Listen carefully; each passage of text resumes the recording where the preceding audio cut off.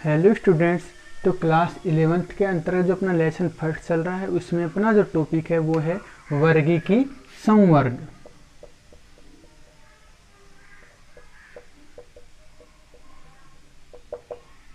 ठीक है, तो हमने पढ़ा है कि भाई ये कोई भी जो जीव होता है उसका अध्ययन की दृष्टि से सुगमता के लिए उसका क्या किया जाता है, वर्गीकरण किया जाता है।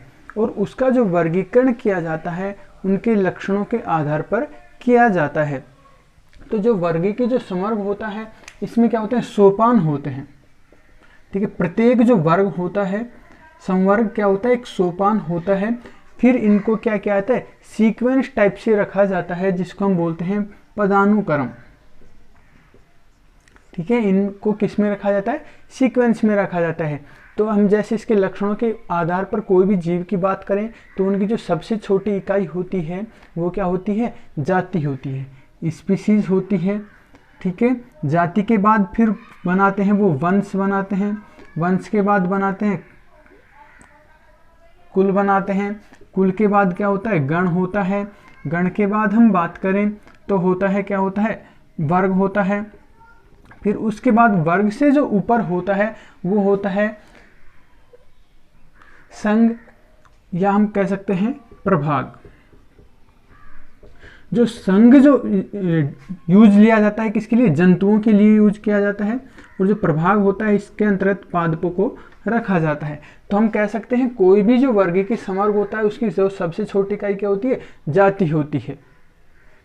तो यहाँ तक क्लियर है कि भाई जब किसी भी जीव का वर्गीकरण किया जाता है तो उसमें क्या होते हैं, पदानुक्रम होते हैं।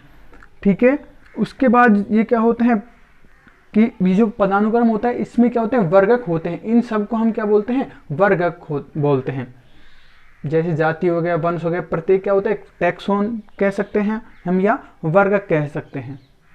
अब हम यहाँ पर बात करेंगे कि भाई जो कोई भी जो जीव होता है हम उसका वर्गीकरण करते हैं तो उसको इन सीक्वेंस में किस प्रकार से रखा जाता है। तो अपना जो सबसे पहला जो वर्गीकी संवर्ग रहेगा वो कौन सा होता है, जाति होता है। तो अपना सबसे पहला जो वर्गीकरण भी क्या है, जाति, या हम इसको बोलते हैं स्पीसीज। इंग्लिश में इसको क्या बोला जाता है, स्पीसीज, जिसका अर्थ क्या होता है, जाति। अब जाति क्या होता है कि भाई वर्ग के अध्ययन की बात कर रहे हैं हम, तो भाई जीवों में क्या होते हैं, वर्ग जिनमें क्या होते हैं, मौलिक समानता रखते हैं। जीवों के वर्ग जिनमें मौलिक समानता होती है,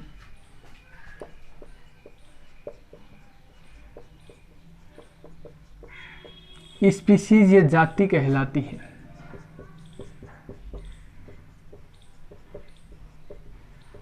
ठीक है भाई, जाति क्या कहते हैं कि भाई कोई भी जो जीव होते हैं उनका जो वर्ग होता है उनमें क्या होते हैं, क्या होती है, मौलिक समानता या कुछ समानताएं होती है, क्या कहलाती है, जाति कहलाती है। या हम ये भी कह सकते हैं कि भाई कोई भी जो जीव हो, पादप हो या जंतु हो, ठीक है, आपस में क्या रखते हैं, समानता रखते हैं और वो क्या करते हैं, अंतः प्रजनन कर सकते हैं, वो क्या कहलाती है, जाति कहलाती है। तो यहाँ तक क्लियर हो गया, जाति किसे कहते हैं, स्पीसीज किसे कहते हैं। जैसे हम एग्जाम्पल की बात करें तो एग्जाम्पल लेते हैं, जैसे भाई आम। ठीक है, आम का जो वानस्पतिक नाम होता है क्या होता है,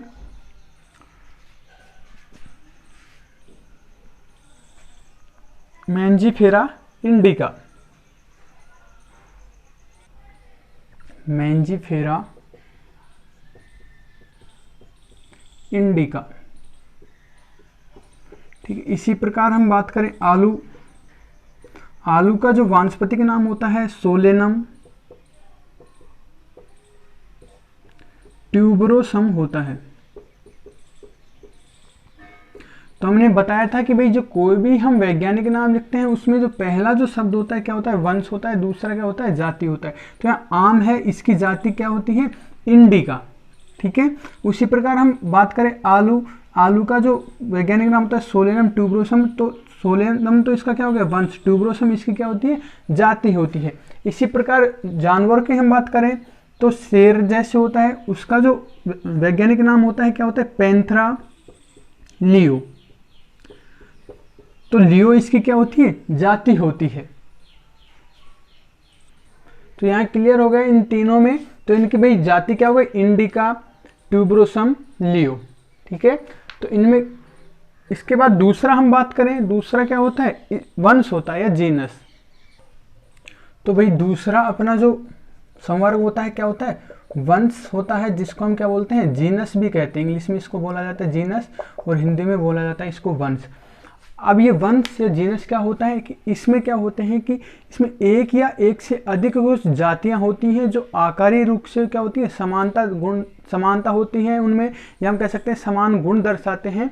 उन जातियों को किसके अंतर्गत रखा जाता है, वंश के अंतर्गत रखा जाता है। तो हम कह सकते हैं कि एक से अधिक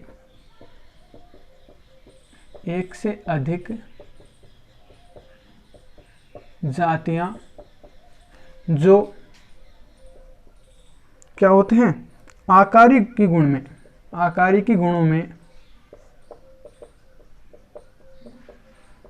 समान होती हैं। ठीक है, हमने बता दिया कि भाई एक से अधिक क्या होती है, जातियां होती हैं जो आकारी में क्या होती है, गुणों में क्या होती है, समानता दर्शाती हैं। ठीक है, तो वो क्या करते हैं, ऐसा संवर्ग क्या दर्शाते हैं, वंश दर्शाते हैं।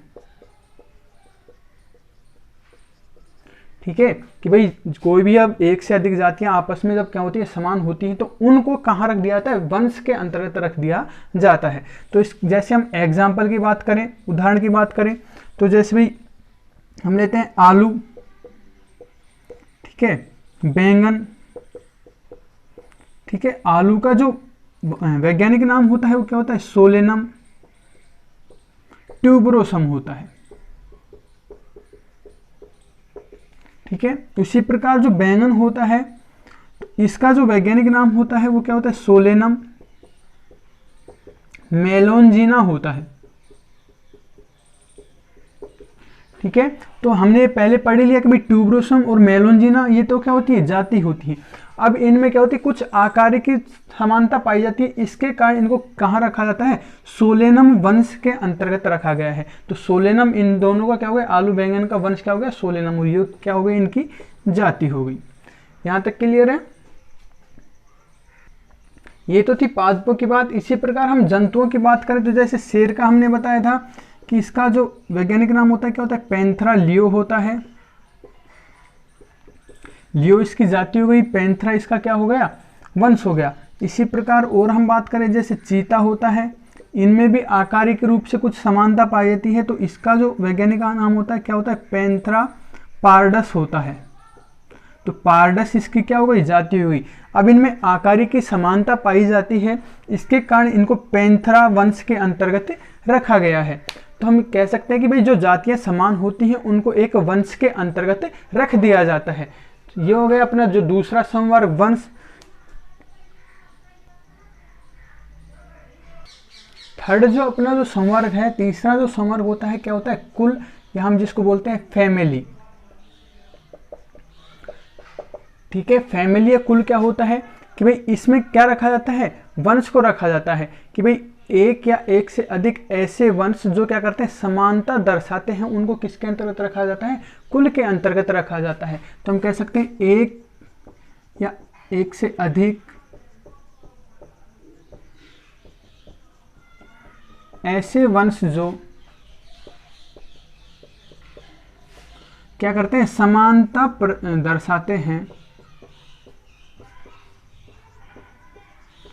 ठीक है, उनको किसके अंतर्गत रखा जाता है, उन्हें कुल के अंतर्गत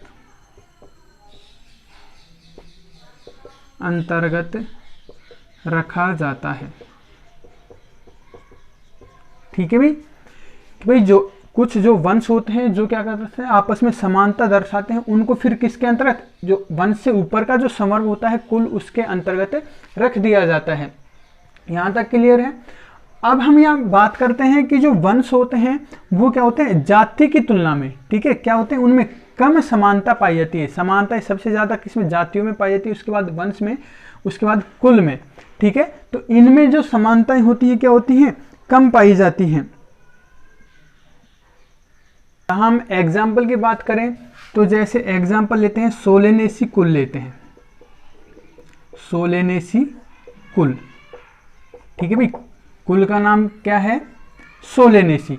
अब इसके अंतर्गत हम देखेंगे कौन कौन से वंश आते हैं। जैसे इसके अंतर्गत रखा गया है सोलेनम वंश को रखा गया है। सोलेनम वंश में अभी हमने अभी पढ़ा है कि भाई क्या क्या आते हैं, जैसे आलू है, बैंगन है, टमाटर है, वो किसके अंतर्गत आते हैं, सोलेनम के अंतर्गत। इसके अलावा जो पिटूनिया वंश है, इसके अलावा जो धतूरा होता है आदि, ठीक है। सोलेनम, पिटूनिया, जो धतूरा वंश होते हैं आपस में समानताएं दर्शाते हैं, इस कारण इन तीनों को एक ही कुल के अंतर्गत रखा गया है। यहां तक क्लियर है। ये तो था अपना पादप से रिलेटेड। अब हम जंतु से रिलेटेड बात करें तो जैसे दूसरा होता है फेलिडी कुल, फेलिडी कुल। अब इस कुल की बात करें तो इसमें रखे गए हैं पैंथरा वंश रखा गया है। पैंथरा वंश से मतलब इसके अंतर्गत आते हैं जैसे शेर हो गया, बाघ हो गया, चीता हो गया, ठीक है, जिसको किसके अंतर्गत रखा गया है, पैंथरा वंश के अंतर्गत। तो ये आपस में क्या होते हैं, समानताएं दर्शाते हैं, इसके कारण इनको किसके अंतर्गत रखा है, फेलिडी कुल। इसके अलावा और हम बात करें तो जैसे बिल्ली होती है, ठीक है, बिल्ली भी क्या होती है, इनके समान क्या होती है, कुछ लक्षण दर्शाती है, इस कारण बिल्ली, बाघ, चीता को एक ही कुल के अंतर्गत रखा गया और वो कुल कौन सा होता है, फेलिडी कुल। तो इस प्रकार हम कह सकते हैं कि जो आपस में समानताएं दर्शाते हैं उन वंश को एक कुल के अंतर्गत रख दिया जाता है। यहां तक क्लियर है। नेक्स्ट अपना जो है वो संवर्ग वो है गण। तो नेक्स्ट अपना जो संवर्ग है वो क्या है, गण, या जिसको हम बोलते हैं इंग्लिश में ऑर्डर। अब गण में किसको रखा जाता है कि भाई ऐसे कुल जो आपस में जो लक्षण में समानता प्रदर्शित करते हैं उन्हें किसके अंतर्गत रखा जाता है, गण के अंतर्गत रखा जाता है, ठीक है। ऐसे कुल जो आपस में लक्षणों में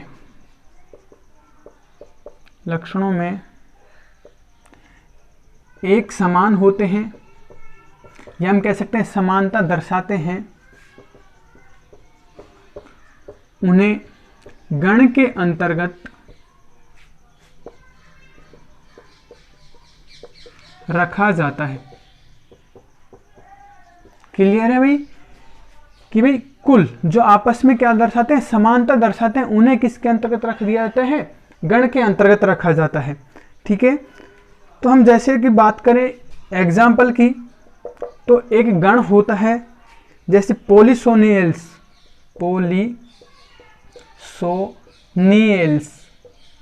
ये क्या होता है, गण होता है, ठीक है। अब गण में हमने पढ़ा है कि भाई किसको रखा जाता है, कुलों को रखा जाता है। तो कुल की बात करें तो इसके अंतर्गत रखे गए हैं जैसे सोलेनेसी।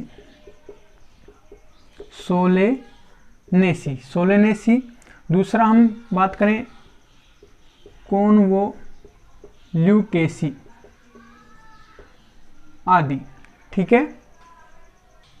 तो यहां तक क्लियर है भाई।